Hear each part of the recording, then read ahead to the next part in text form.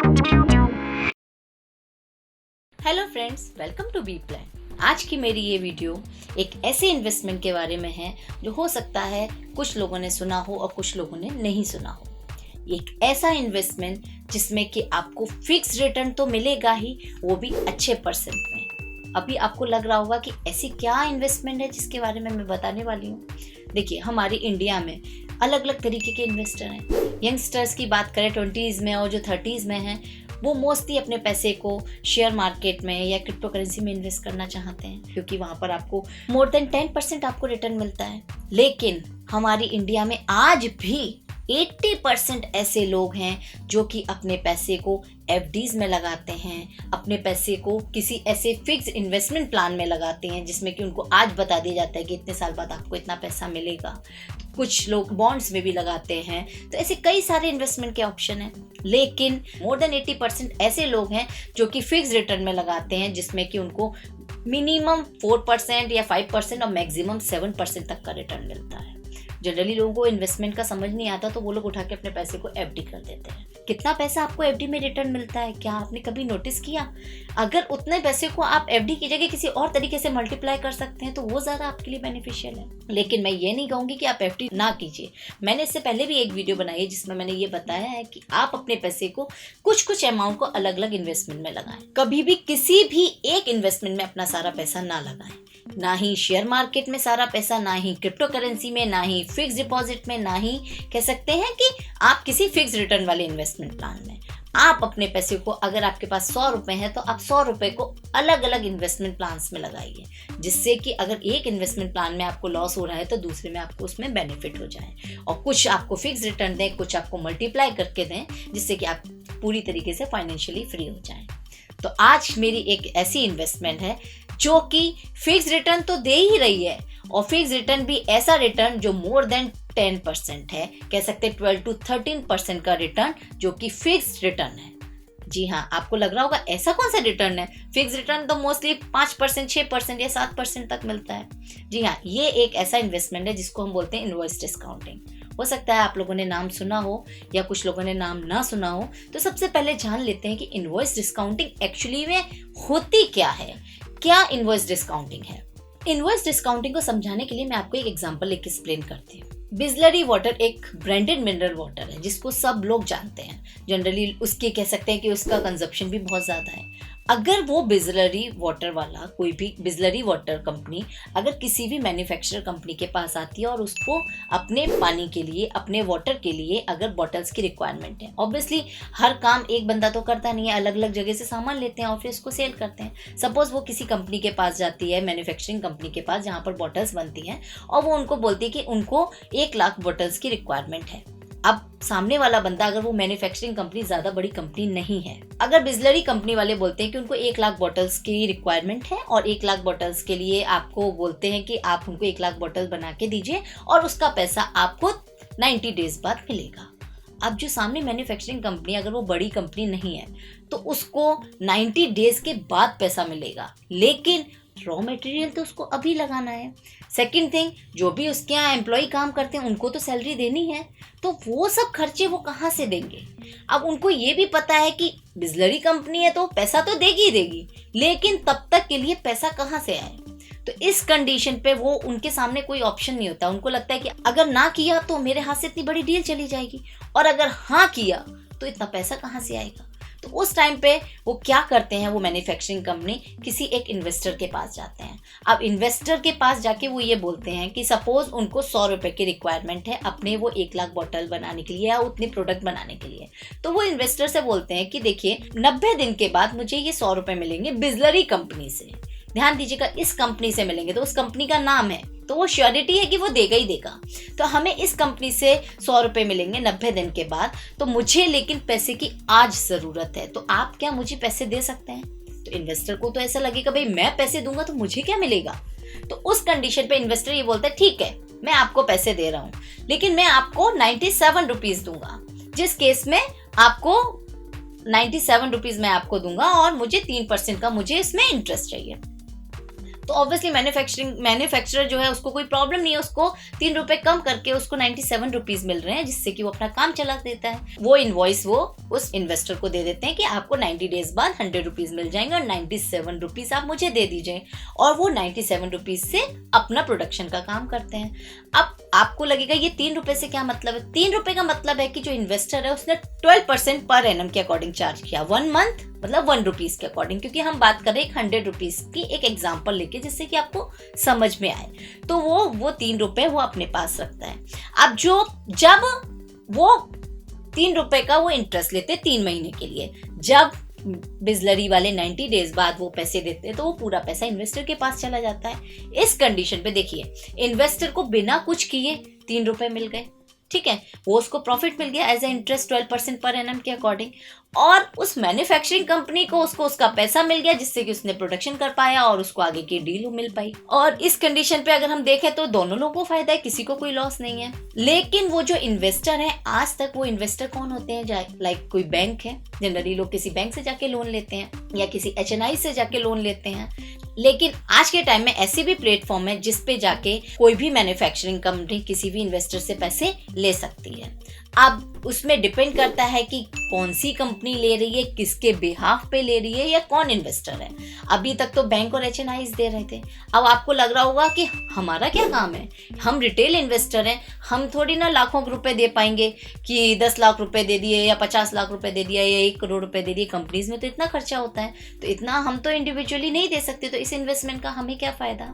अभी जो प्लेटफॉर्म है, जिस प्लेटफॉर्म के बारे में मैं बताने वाली हूँ, इस प्लेटफॉर्म पे आप मिनिमम 50,000 से और मैक्सिमम आप उसमें जो लिमिट दी है आप उतने लिमिट तक इन्वेस्ट कर सकते हैं, और 12% पर एनम का या 13% पर एनम तक का रिटर्न आप ले सकते हैं, जिसमें कि रिस्क होने के चांसेस ना के बराबर है। आपको लग रहा होगा मैंने ना के बराबर क्यों बोला है? देखिए, जहाँ ज्यादा रिटर्न होता है वहाँ कुछ ना कुछ तो कंडीशंस होती ही हैं, वो हम आगे बात करेंगे। हम एक ऐसे प्लेटफॉर्म के बारे में बात कर रहे हैं जिसका की नाम है ट्रेडक्रेड इनवॉइस डिस्काउंटिंग का नंबर 1 प्लेटफॉर्म है। अब आपको लग रहा होगा मैं ट्रेडक्रेड का नाम क्यों ले रही हूँ। जैसा कि मैंने अपनी रिसर्च में देखा, लास्ट 3-4 ईयर से जब से ये ऑपरेशनल हुआ है, तब से अभी तक का इसका 0% डिफॉल्ट रेट रहा है। अब इसके बारे में बात कर लेते हैं, आप किस तरीके से इसमें इन्वेस्ट करेंगे और क्या क्या रिस्क फैक्टर हैं। और हाँ, अभी भी इस प्लेटफॉर्म पे 90% HNIs इन्वेस्टर्स हैं, 10% रिटेल इन्वेस्टर्स हैं। इसमें आए दिन डील आती रहती है, आप डील को देखकर चेक करके आप उसमें इन्वेस्ट कर सकते हैं। चलिए देखते हैं कि अगर आपको इन्वेस्ट करना है तो आप इस प्लेटफॉर्म पे कैसे इन्वेस्ट करेंगे। जब आप ट्रेडक्रेड ओपन करेंगे तो आपको इस तरीके की स्क्रीन दिखेगी। सबसे पहले आपको इसमें लॉगिन करना होगा। लॉगिन करने से पहले आपको रजिस्ट्रेशन करना होगा। अब रजिस्ट्रेशन के लिए आप एज अ इन्वेस्टर अगर आप इसमें पार्ट ले रहे हैं तो पहले आपको 3 ऑप्शन दिखेंगे, call me back, login and register. Call me back से मतलब है अगर आपको कोई डाउट है, कुछ डिटेल पूछना चाहते हैं, आप रजिस्टर करने से भी पहले आप उनको कॉल करके पूछ सकते हैं।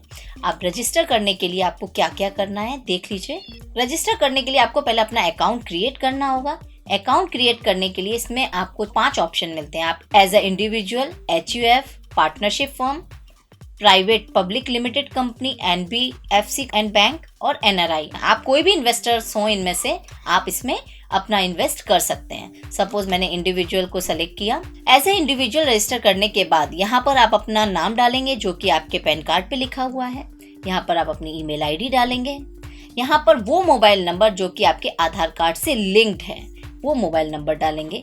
यहाँ आप अपनी डेट ऑफ बर्थ, यहाँ पर आप अपना पैन नंबर डालेंगे, और यहाँ पर आपको आधार नंबर देना है, और आधार नंबर की आपको ई-कॉपी डाउनलोड करनी है। अब अगर आपके पास ई-कॉपी नहीं है आधार की तो आप यहाँ पे क्लिक हियर टू डाउनलोड ई-आधार करके क्लिक कर सकते हैं, और अगर आप इस पे क्लिक करेंगे तो ये सीधे आपको ई-आधार कॉपी आप जहाँ से डाउनलोड करेंगे वहाँ पर ये आपको सीधे लेके जाएंगे। यहाँ पर आपको अपना 12 डिजिट आधार नंबर डालना है। यहाँ पर ये सारी डिटेल्स फिल करके आपको इसको सेंड OTP करके आपके रजिस्टर ईमेल ID पे OTP आएगा, और इससे आपको अपनी ई-आधार कॉपी को डाउनलोड कर लेना है। और ये आधार कॉपी को डाउनलोड करेंगे तो उस टाइम पर आपको एक चीज़ जो ध्यान रखनी है, आपको यहाँ पर एक पासवर्ड दिया जाएगा, जो आपको पासवर्ड भी आपको यहाँ पे डालना होगा, क्योंकि बिना पासवर्ड के वो ई आधार कॉपी ओपन नहीं होगी। और अगर आपका कोई GST नंबर है तो आप उसको भी यस करके आप इसमें डाल सकते हैं।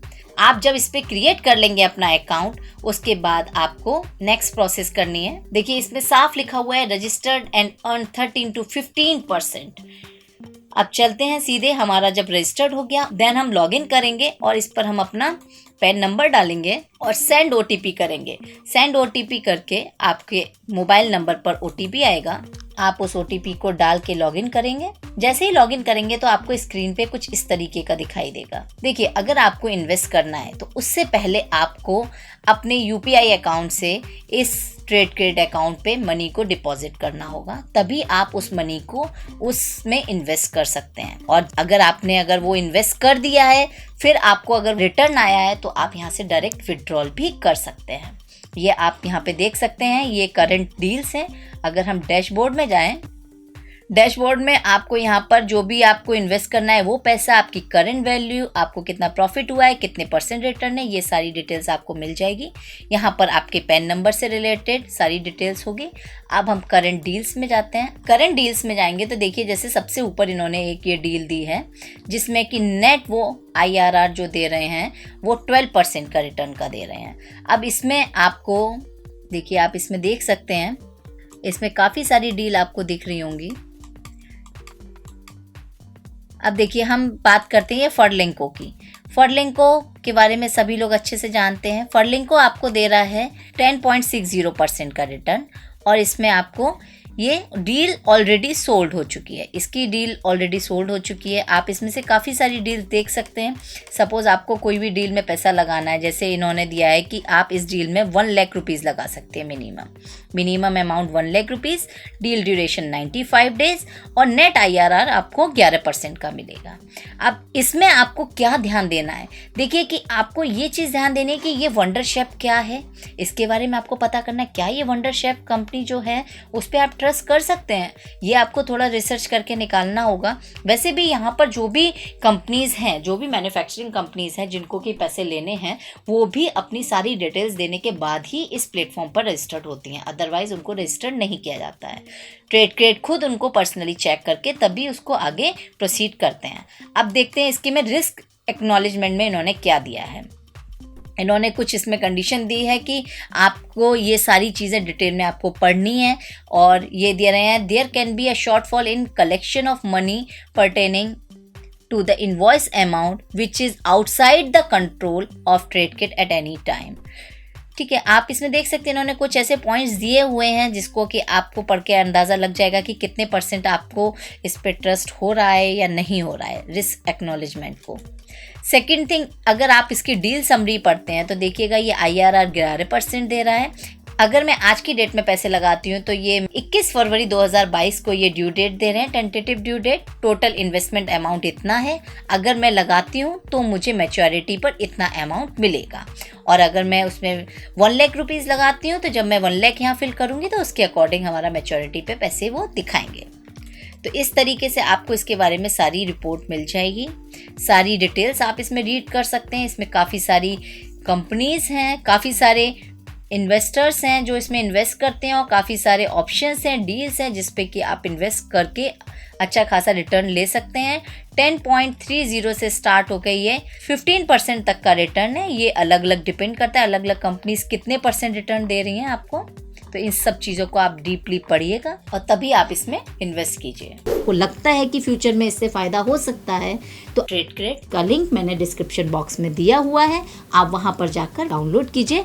ये इन्वेस्टमेंट प्लान मुझे अच्छा लगा इसलिए मैंने आप लोगों के साथ शेयर किया, लेकिन आप भी इन्वेस्टमेंट करने से पहले एक बार अपना रिसर्च जरूर कर लीजिएगा, अपने सारी डाउट्स को क्लियर कर लीजिएगा। अगर आपको अभी भी कोई भी डाउट्स हैं तो आप मुझे कमेंट बॉक्स में कमेंट करके पूछ सकते हैं। होपफुली मैं आपको नेक्स्ट वीडियो में वो सारे डाउट्स को क्लियर करने की पूरी कोशिश करूंगी। आई होप आपको ये मेरा वीडियो पसंद आया हो। अगर पसंद आया है तो इस वीडियो को लाइक कीजिए, शेयर कीजिए और इस चैनल को सब्सक्राइब कीजिए और इस बेल आइकन को प्रेस करना बिल्कुल भी ना भूलिए। Thank you.